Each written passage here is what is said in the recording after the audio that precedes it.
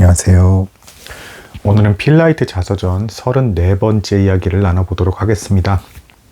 오늘은 본격적인 법정 공방 내용 주고받은 것과 결과가 어떻게 났을까 이걸 좀 나눠보도록 하겠습니다. 필라이트 자서전 이야기는 여러분들이 직접 필라이트가 돼서 내가 사장이다 라는 입장에서 생각해 보시고 들으시면 이제 훨씬 더 와닿고 이제 교훈이 되지 않을까 싶습니다. 대다수는 이제 사업을 경험해 보지 못하고 인생을 마감하니까 간접적으로라도 이렇게 사업 상황의 순간을 이제 경험하시게 된다면 사업이라는 게 이렇게 어렵고 힘들구나 라는 것을 이제 느끼게 되실 것 같습니다. 자, 이제 법정 공방이 진행이 되는데 앞서 제가 말씀드린 대로 이제 법정에 쓴다거나 경찰서에 가는 것 자체가 잘못한 게 없어도 스트레스다. 게다가 여기서 추가로 더 고려하셔야 될 거는 어쨌든 이 상황에서 필라이트의 사업이 굉장히 확장되고 있었고 할 일이 많아지고 있었다는 점입니다. 그런 상황에서 법정에 서야 하니까 굉장히 이제 불편한 상황이 늘어난 것이죠. 자, 여기서 이제 핵심 쟁점만 뽑아서 말씀을 드리도록 하겠습니다. 다행히 법정은 미국에서 이제 진행이 되었고, 일단 필라이트가 핵심적으로 잘못했다, 거짓말을 했다라고 이제 짚어질 수 있는 부분이 세 가지입니다.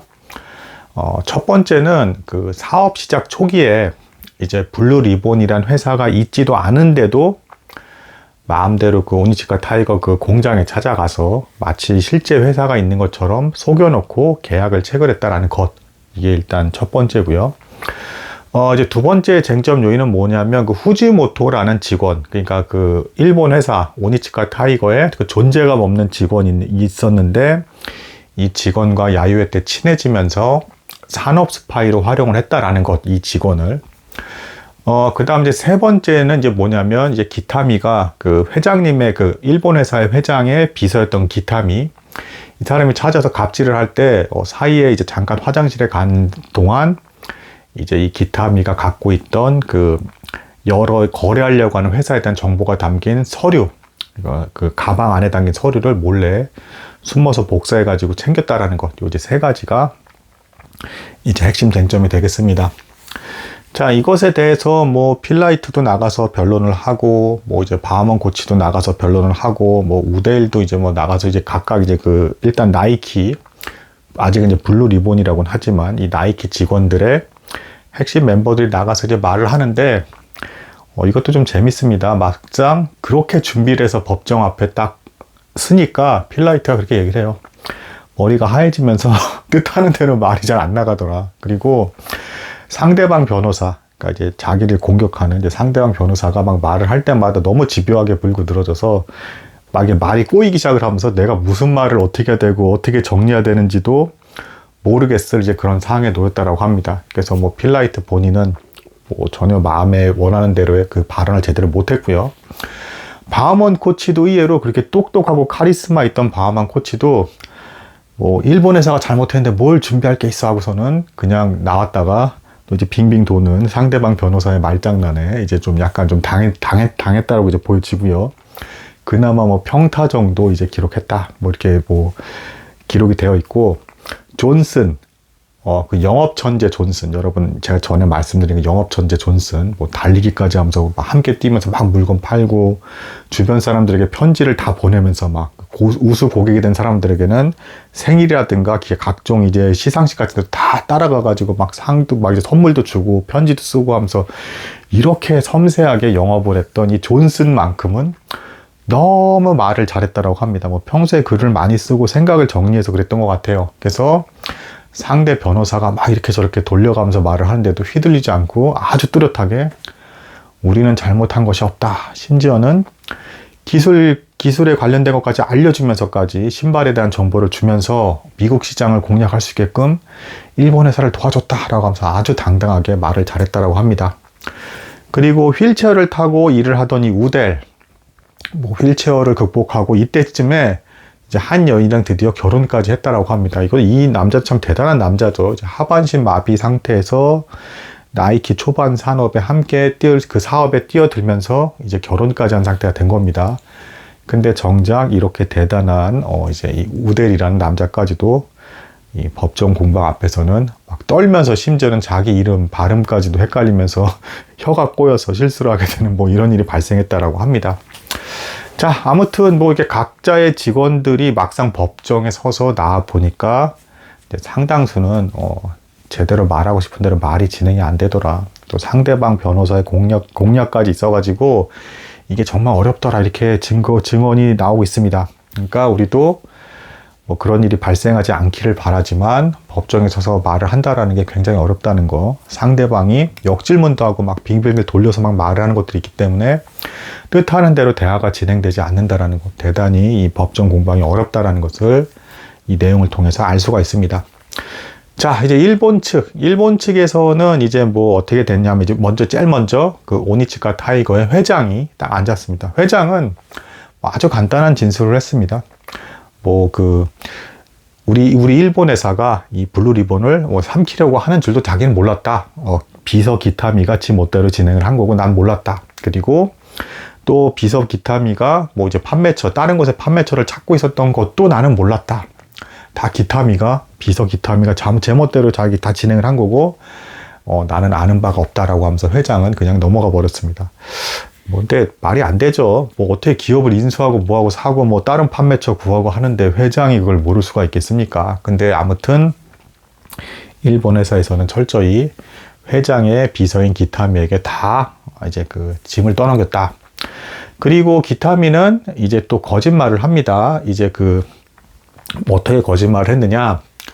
일단은 블루 리본이 우리도 모르는 사이에 이 나이키라는 새로운 신발을 계약을 사실상 파괴하는 새로운 신발을 제작을 했고, 그 제작된 신발을 보고 나서야 나는 이제 다른 판매처를 찾기 시작을 했다. 시점을 바꾼 거죠. 분명히 다른 판매처를 기타미가 찾으니까 이거에 대한 위기감 때문에 블루 리본에서 어쩔 수 없이 나이키라는 신발을 자체 제작을 한 거잖아요. 그러니까 일본 회사에서 블루 리본을 삼키려고 하니까, 그러면서 이제 신발 물건을 이제 수량을 대주지 않으려고 하니까, 이제 이 블루 리본에서는 위기감에 빠지면서 어쩔 수 없이 자체 제작 신발을 만든 거였죠. 순서는 그렇게 된 거죠. 근데 기타미는 반대로 먼저 블루 리본에서 자체 제작의 신발을 이렇게 전시라고 이제 보여줬기 때문에 계약 파기를 한 것이고, 그래서 우리는 다른 판매처를 나중에 찾게 된 것이다.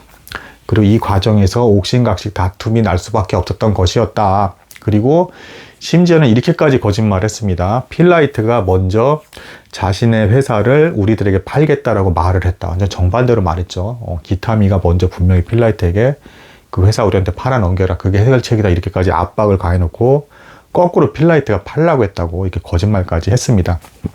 자, 근데 이 법정 공방의 이제 그 결정타는 이제 뭐였냐. 여기서 또 재미있는 상황이 필라이트가 이런 또 그 고백을 하긴 해요. 처음에 법정에 섰을 때 판사가 또 되게 중요하잖아요. 근데 판사가 너무 무뚝뚝하고 무섭게 생겼더랍니다. 그냥 얼굴 자체가 툭 하면 그냥 교수형 때려버릴 것 같은 너무 무서운 판사가 앉아 있었고, 게다가 하필 말도 이런 식으로 했대요. 이렇게 법정 공방 오가고 하다 보면 사이에 잠깐 쉬잖아요. 쉴 때도 판사 이름이 제임스인데, 나 공정한 제임스가 잠깐 휴정을 요청합니다. 이런 식으로 자기 자신을 무슨 신이라도 된 것처럼 나 공정한 제임스는 이렇게 생각합니다. 이런 식으로 자꾸 말을 했대요. 그러니까 판사가 얼마나 무뚝뚝해 보였으면 무섭게 보였겠습니까? 근데 다행스럽게도 이제 이 필라이트가 이렇게 얘기는 하긴 해요. 이 판사가 신기하게 좀 왠지 모르게 그 표정부터 그 블루 리본 쪽으로 이제 유리하게 좀 호의가 있게끔 반응을 해준 그 느낌은 있었다라고 그래요. 근데 이유는 나오지 않았는데 내용이 좀 뻔하지 않습니까? 판사 정도 됐고 얘기하는 걸 보니까 나이가 좀 많은 판사인데, 이 판사도 세계 2차 대전 참전 용사였을 확률이 제법 크고, 그때랑 다 징병제로 끌려가서 일본이랑 또 싸웠으니까. 그리고 이게 지금이 이때 당시가 1973년이기 때문에 아직도 미국에 이제 막 할아버지 할머니 되는 이런 분들이 2차 대전 때 일본군과 싸웠던 그 세대란 말입니다. 그러니까 일본이 얼마나 얄밉고 쉬운 그 감정이 아직도 남아있겠습니까? 그러니까 아무래도 미국 안에서 미국 법정이기도 하고, 미국 기업이 어쨌든 일본 회사에게 갑질을 당했다라는 이야기를 들었으니 판사 입장에서도 기분이 당연히 좀 안 좋았겠죠. 아무튼 뭐 이런 상황이었고, 하지만 뭐 필라이트는 이렇게 얘기를 합니다. 이 판사가 근데 그렇게 무섭게 생겼는데 알고 봤더니 철저히 일에 집중하면서 아주 공정하게 판정을 내리는 뭐 그런 판사였다, 이렇게 얘기는 해요. 근데 어쨌든 이 법정 공방의 결정타는 뭐였냐? 여러분 기억하실지 모르겠는데 기타미가 필라이트한테 찾아와서 이제 갑질을 했을 때 이 기타미 옆에 또 비서가 있었습니다. 20대 초반에 이완호라고 하는 되게 순수하게 생긴 이제 그 비서가 있었어요. 그러니까 기타미의 비서였던 겁니다. 그래가지고 이 이완호라는 청년이 있었는데 이때 필라이트랑 이제 필라이트의 아내였던 페니가 야, 저 일본 20대 이제 막 20살 된 저 청년은 되게 순수해 보인다라고 하면서 잠깐 짧게 호감을 표현했던 그 내용이 있었어요. 근데 이 일본 회사에 이제 막 20살 넘은 이완호란 요 직원이 너무 솔직하게 다 말을 해버린 겁니다. 그러니까 기타미가 블루 리본을 압박을 했고 우리 일본 회사의 자체 내에서 이미 블루 리본을 삼키려고 하는 계획이 다 있었다. 그리고 기타미가 미국에서 필라이트를 만났을 때 분명히 압박을 하면서 갑질을 한 것이 맞다라고 하면서 하나하나 꼬치꼬치 아주 세세하게 너무 정직하게 이 일본 이제 막 20살 넘은 이 청년이 다 말해버린 겁니다. 이게 이제 사실상 결정타가 돼서 이제 판사가 뭐라고 이제 얘기를 하냐면 사업 초창기 때 이 필라이트가 속였던 거, 회사를 아직 이루지 못했는데 뭐 회사가 있다라는 식으로 이제 말했다든가 뭐 이런 서류를 본 것에 대해서는 어떤 불강력적인 요소가 작용을 했던 것 같다. 그리고 결정적으로는 그 이완호라는 청년의 증언이 너무 중요했는데 이 일본 회사에 속한 이 청년이 일본 회사의 속사정을 너무 명쾌하게 다 오픈을 해줬고 이것이 모든 이야기를 종합했을 때 정확하게 퍼즐이 맞아 돌아간다. 따라서 블루 리본이 정당한 것이고 일본 회사가 억울하게 갑질을 하면서 압박을 해서 괴롭힌 것이 분명하다라고 하면서 이제 일본 회사가 벌금을 내라 라고 이제 판정을 내려버립니다. 그리고 몇 주 뒤에 그 벌금액은 40만 달러. 일본 회사가 40만 달러를 지급하라 라는 이제 이 법정 이제 그 판결이 나와버렸습니다. 자, 이것을 듣고 나서 이제 이 필라이트는 너무 속이 후련해서 기뻤다라고 합니다. 그리고 때마침 이때 그 제가 전에 말씀드린 바우먼 코치가 개발한 그 신발 밑창 와플에다가 찍어가지고 만든 그 신발 밑창 있잖아요. 요거 달린 신발이 빅히트를 치면서 이 오니치카 타이거 일본에서 신발과 퓨마를 넘을 정도의 미국 전역에 선풍적인 돌풍을 일으키고 있었다라고 합니다. 사업도 잘 돼가고 있었던 것이죠. 이런 상황에서 이 샌프란시스코의 큰 회사의 사무실 하나를 빌려서 이제 마침내 이 법정 공방과 관련된 것에 대한 서류 내용 20가지를 이제 기타미와 이제 필라이트가 서로 서명을 하면서 이제 벌금을 내기로 이제 일본 회사가 벌금을 내는 거죠. 합의하는 이제 그 조인식을 합니다. 그래서 이것에 대해서 이제 필라이트가 뭐 이렇게까지 비유를 해요. 2차 대전 때 일본이 지고 나서 이제 미국에 지고 나서 이제 메가더 장군 앞에서 이제 미주리함 전함입니다. 아주 거대한 전함. 거기서 일본 관료들이 와서 이제 항복 문서를 사인한 게 있는데 이제 그와 같은 우리가 그런 승리를 또 거뒀다. 라고 하면서 막 기뻐하는 내용이 나옵니다. 또 참고로 코르테즈랑 이제 보스턴이라는 그 신발, 그러니까 일본 회사 이렇게 만들면 좋다라고 기술 개발까지 한 그 신발까지도 이제 필라이트 나이키 자사의 신발로서 사실상 포함이 되게끔 너무 유리하게 법정 공방의 결론이 나버린 겁니다. 자, 여기서 추가로 또 기쁜 경사가 또 있습니다. 그 인재를 얻게 되는데 필라이트가 도중에 사업 중에 회계사 일을 하면서 사업을 같이 했던 그 과정 중에 그때 필라이트가 만났던 친구 중에 회계천재 헤이즈라는 친구가 있었어요. 이 친구는 서류만 쑥 그냥 대충 보면 숫자 쓱 보더니 이 회사는 망할 거야. 뭐 이 회사는 잘 될 거야. 이거를 동물적으로 무조건 맞히던 그 천재 회계사였습니다. 이 헤이즈를 나이키에 고용시켰다는 거. 그래서 필라이트가 너무 기뻐했고요. 또 추가로 요번에 법정 공방에서 이제 승리하게 한 스트라세라는 이 변호사가 굉장히 이제 유능한 변호사라서 증명이 돼서 여러 거대 대형 로펌에서도 데려가려고 하고 있는 상황이었는데 필라이트가 이 스트라세라는 변호사를 데리고 와서 식사를 나누면서 이제 엄청나게 설득을 합니다. 당신같이 유능한 변호사는 우리 회사에 와서 이렇게 아직은 부족하지만 앞으로 대성하게 될 우리 회사의 사내 변호사로 있으시는 게 너무 좋을 것 같습니다 하면서 설득을 합니다. 필라이트가. 이것에 대해서 당장은 스트라세가 이제 이 필라이트 회사에 가는 것 자체가 손해로 여겨지는데, 그래도 이 회사의 장래성과 이 블루리본이란 이 회사의 기업 분위기가 너무 좋아서 스트라세가 선뜻 너무 쉽게, 사내 변호사로서 이곳에서 일한다면 저도 왠지 행복하게 일하게 될 것 같습니다. 그러니까 이제 회사 분위기가 좋은 것이죠. 그래서 이렇게 스트라세라는 이 유능한 변호사 직원까지 이제 사내 최초의 변호사 직원으로 고용을 하게 됩니다.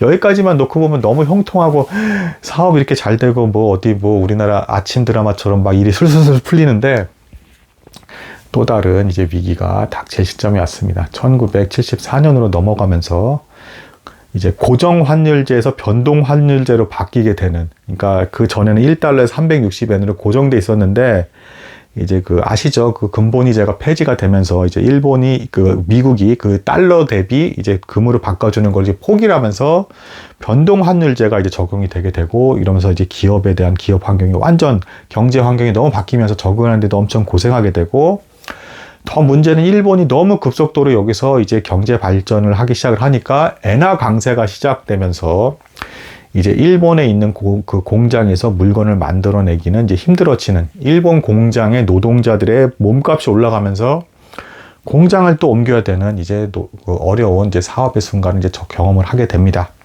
자, 이후에 이 위기, 세계 경제 시스템이 바뀌고, 그 다음에 이제 일본 공장의 노동자들 몸값이 올라가면서 비싸진 노동력 때문에 공장을 옮겨야 되는 문제.